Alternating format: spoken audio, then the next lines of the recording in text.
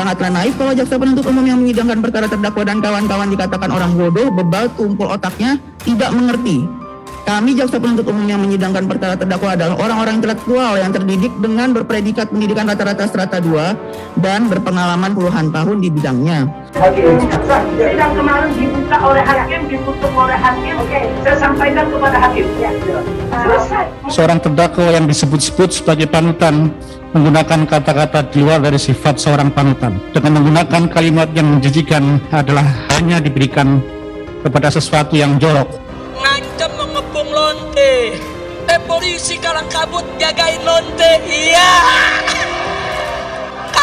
Kacau, lonte hina Habib digagak polisi. Silakan majelis hakim bersama jaksa lanjutkan sidang. Menggunakan kata dulu dan pandir dalam eksepsinya hanya mengikuti emosional sesaat. Kalimat-kalimat seperti ini bukanlah bagian daripada eksepsi, kecuali bahasa-bahasa seperti ini digunakan oleh orang-orang yang tidak terdidik dan dikategorikan kualifikasi berpikiran dangkal. Saya tidak mau. Yang menghubungkan saya menolak sidang pendek. Jangan pernah mengakui kekuasaan siapapun, kepemimpinan siapapun yang berdiri atas dasar kecurangan dan kezaliman. Seorang tokoh agama yang mengaku dirinya imam besar dari sebuah organisasi keagamaan yang memiliki visi misi untuk menciptakan akhlakul karimah dengan program revolusi akhlaknya. Akan tetapi dari semua ucapannya sangat bertentangan dengan program revolusi akhlaknya. Sudah saya tanya sekali lagi, siap revolusi akhlak? Ya. Siap revolusi akhlak? Yang melawan ketidakadilan? Kalau Anda tidak mau ada revolusi berdarah, kalau tidak mau ada revolusi sosial masyarakat saudara, ya perbaiki.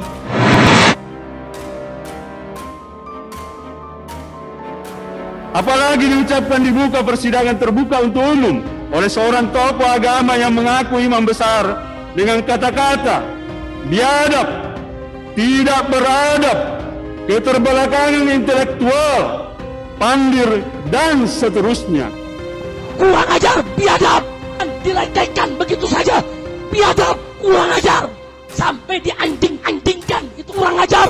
Dajjal, istananya menjadi istana iblis. Terdakwa pelanggaran protokol kesehatan atau prokes Muhammad Rizik Syihab menyebut jaksa pandir dan dungu dalam nota keberatan atau eksepsi. Jaksa penuntut umum atau JPU menyentil balik pernyataan Rizik dalam merespons eksepsi. Jaksa mengutip definisi pandir dan dungu dalam Kamus Besar Bahasa Indonesia atau KBBI.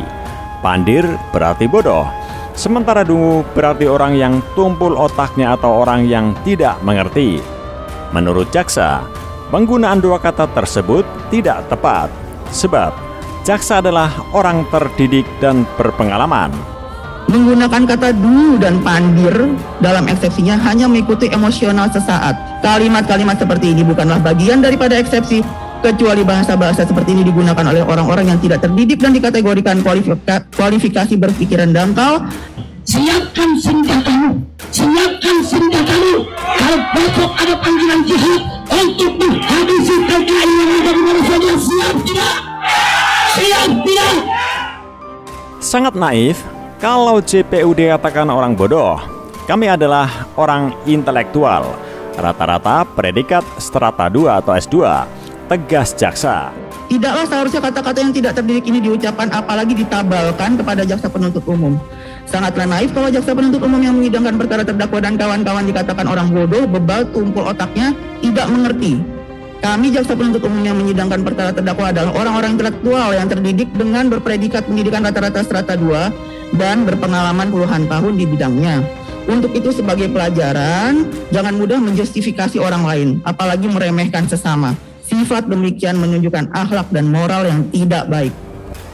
Jangan pernah mengakui kekuasaan siapapun, kepemimpinan siapapun yang berdiri atas dasar kecurangan dan kezaliman. Kehadiran di persidangan adalah kewajiban, bukan hak.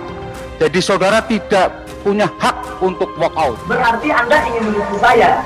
Di lorong rutan ini Anda ingin jadikan sebagai bagian daripada ruang sidang. Jaksa meminta eks-pentolan Front Pembela Islam atau FPI itu tidak sembarangan menuding dan meremehkan orang lain. Sikap Rizik tersebut, kata jaksa, adalah cerminan akhlak dan moral seseorang. Keberatan terdakwa tersebut tidaklah termasuk bagian dari dalil hukum yang berlaku, melainkan hanya bersifat argumen terdakwa dengan menggunakan ayat-ayat suci Al-Quran dan hadis Rasulullah Sallallahu Alaihi Wasallam yang tidak menjadi padanan dalam penerapan pidana umum di Indonesia.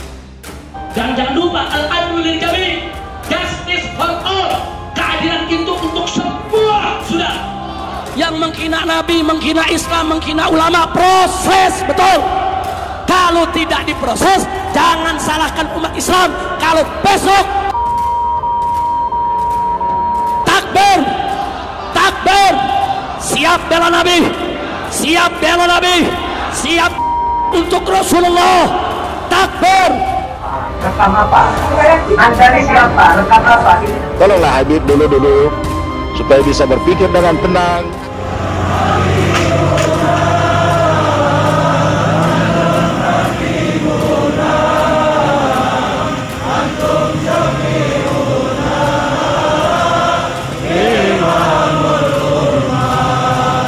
Sebelumnya, Rizik menjalani sidang dengan agenda membacakan eksepsi pada Jumat 26 Maret 2021. Salah satu petikan eksepsi itu mengatakan JPU sangat dungu dan pandir lantaran dianggap tak paham surat keterangan terdaftar atau SKT Front Pembela Islam atau FPI. Jaksa Penuntut Umum atau JPU memberikan tanggapan terhadap eksepsi atau nota pembelaan dalam sidang lanjutan eks-pentolan FPI Rizik Syihab di Pengadilan Negeri Jakarta Timur, Selasa 30 Maret. Dalam tanggapannya, JPU justru menyinggung tentang revolusi akhlak yang digagas oleh Rizik Syihab. Bahasa-bahasa pinggiran yang tidak patut seorang terdakwa yang disebut-sebut sebagai panutan menggunakan kata-kata di luar dari sifat seorang panutan, tetapi lebih mendominasi pada pikiran emosional dan tidak dewasa dengan menggunakan kalimat yang menjijikan adalah hanya diberikan kepada sesuatu yang jorok. Pusing, sampai lonte ikut-ikutan ngomong, ngancam ngepung lonte. Polisi kalang kabut jagain lonte, kacau. Lonte hina Habib dijaga polisi.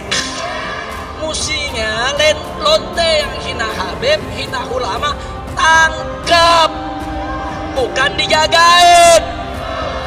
Polisi gawat, tapi ada ancaman Habib, maka jelu tangkap. Ditangkap enggak, dijagain. Jangan-jangan minta jatah kali. Udah biarin lonte, biar rame lonte aja dah ngomong dia. Sebab sikap Rizik tidak mencerminkan revolusi akhlak yang digaungkannya. Sungguh sangat disayangkan, seorang tokoh agama yang mengaku dirinya imam besar dari sebuah organisasi keagamaan yang memiliki visi misi untuk menciptakan akhlakul karimah. Dengan program revolusi akhlaknya, akan tetapi dari semua ucapannya sangat bertentangan dengan program revolusi akhlaknya. Karena Sungguh sangat disayangkan, seorang tokoh agama yang mengaku dirinya imam besar dari sebuah organisasi keagamaan yang memiliki visi misi untuk menciptakan akhlakul karimah dengan program revolusi akhlaknya.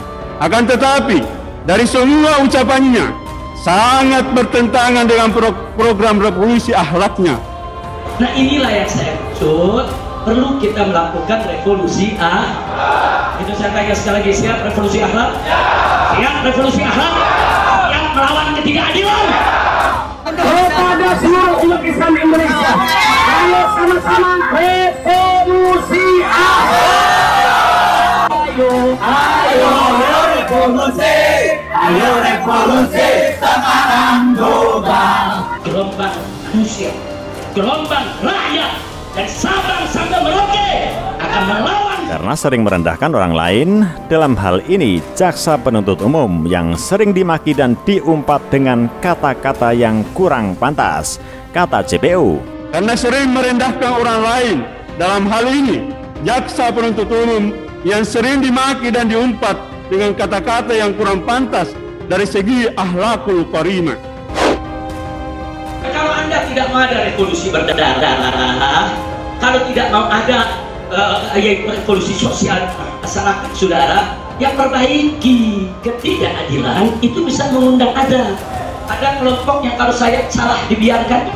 Apalagi diucapkan di muka persidangan terbuka untuk umum oleh seorang tokoh agama yang mengaku imam besar dengan kata-kata biadab, tidak beradab, keterbelakangan intelektual, pandir, dan seterusnya. Langgam pop, langgam rock, langgam lainnya, saudara, kurang ajar, biadab, dan dilecehkan begitu saja, biadab, kurang ajar, sampai dianjing-anjingkan, itu kurang ajar.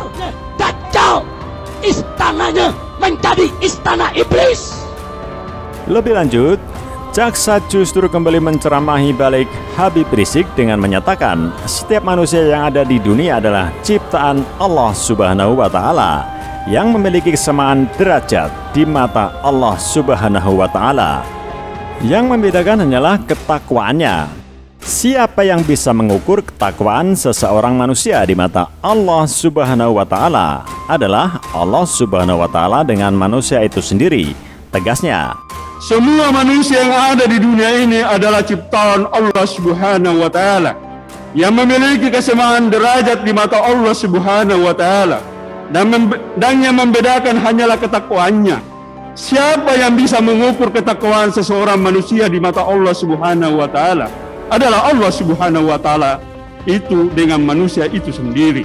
Rame-rame turun, kita demo kepung istana presiden supaya tidak kurang ajar kepada presiden. Goblok, kurang ajar. Jadi jangan begitu udah merdeka, dapat jabatan, gaji gede, enak-enakan, ulama dikriminalisasi. Kelompok saudara yang tidak disukai pemerintah dicari-cari kesalahannya, diproses. Sementara kelompok yang menjilat pemerintah saudara dibiarkan mereka melakukan kesalahan.